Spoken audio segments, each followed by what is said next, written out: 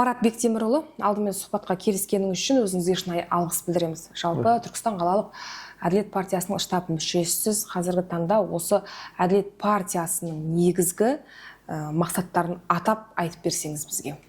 Рахмет. Жалпы Әділет партиясы өзіне 7 мақсат қойып отыр.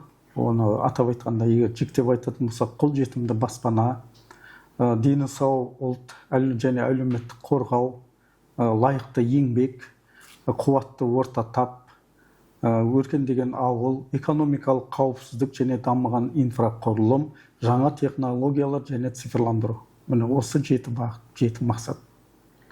Оның ішінде жаңа қолжетімді баспана деген тұрғындардың тұру алмағын баспананың 30 шаршы метрге дейін көбейту, ұлғайту мәселесін қарастыру бар.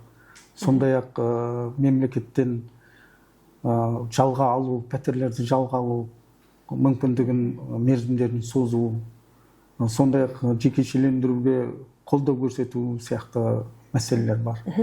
Партия насихат жұмысты 24-не бастадыңыздар, иә? Негізі қандай жұмыстардан бастадыңыздар? Қай аумақтарға бардыңыздар? Жалпы қанша партияның өзінің қазір штабта мүшесі бар? Нені насихаттап жатсыздар? Тұрғындар тараптан сіздерге қандай сауалдар болып жатыр партияға? Бұл штатымызда 20 адам құралған комиссия мүшесі болып, қазір кеше Бекзат мөлтек ауданын барып аралап қайттық. Жалпы 500-ге жуық адамдармен бас қостық. Бұл жерде жалпылама халықтың осы партияның негізгі мақсаттарын сұрап жатыр. Сондай-ақ жаңағы әлеуметтік бойынша қандай жеңілдіктер бар. Мысалға кеше бір ақсақал мүмкіндігі шектеулі азаматтарға қатысты қандай осы партияда қарастырылған ба деп, әрине қарастырылған деп оны түсіндіріп өттік. Жаңағы 7 мақсаттың ішіндегі жаңа дені сау ұлт және әлеуметтік қорғау мәселесінде осы мүмкіндігі шектеулі азаматтардың нелері қарастырылған, жағдайлары қарастырылған. Мәселен атап өтсеңіз, қандай жағдайлар қарастырылған оның ішінде?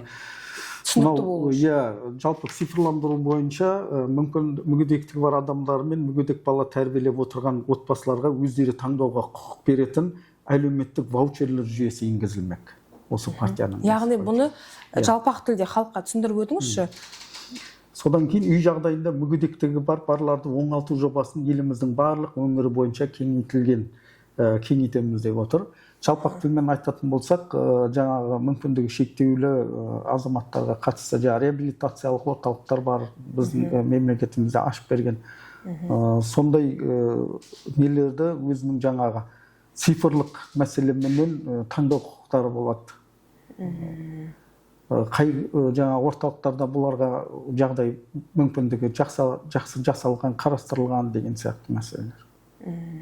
Өркендеген ауыл деген бағдар несі жаңағы тармағы бойынша тоқталсаңыз мәселен. Өркендеген ауыл бойынша 1 миллион ауыл тұрғынның табысын арттыру және де ауылдағы ауыл шаруашылығы бойынша малдардың жаңағы жануарлардың азық түліктерін, жаңағы жем-шөптерін қамтамасыз ету, сондай-ақ жаңағы техникамен қамтамасыз ету, кооперативтер ашу, жол инфрақұрылымдарын салу ауылды жерлерге, осы мәселелер қарастырылған.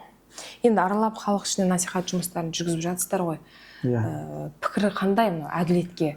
Енді басқа партия қарағанда халықтың басым көпшілігі әділетті көбірек айтып жатыр, естіп жатыр, біліп жатыр. Бұған өзіңіздің шынайы пікіріңіз қалай халықтың кездескен кезде? Жалпы халықтың кездескен кезде менің өзімнің көзқарасымда пікірімде халықтың Әділет партиясын қабылдау түсінігі жақсырақ.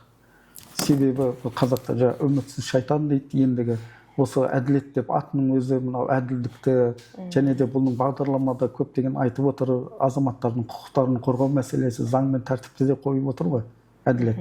Сондықтан менің өзімнің көрген, мен кездескен халықтың тұрғындардың көпшілігі осы әділет жөніндегі көзқарастары жақсы жағынан өзгерді деп ойлаймын. Сенім басым партияға, иә? Сенім басым деп ойлаймын. Қалай насихаттап жатсыздар енді алдағы күнде? Қай аумақтарға барасыздар, қай жермен кездесесіздер? Алдағы өзімізге бекітілген жоспарлар бар, және маршруттар бар, сол маршруттармен өтеміз. Негізгі жалпы былай тұрғындармен кездесу, содан кейін жұмыс орнындағы жұмысшы тап өкілдерімен кездесу, сондай-ақ жаңағы студент, жаңағы оқу білім ордалары сол кездегі сол жақтың адамдарымен, мамандарымен кездесу. Жалпы өзіңіз қай салада жұмыс жасайсыз?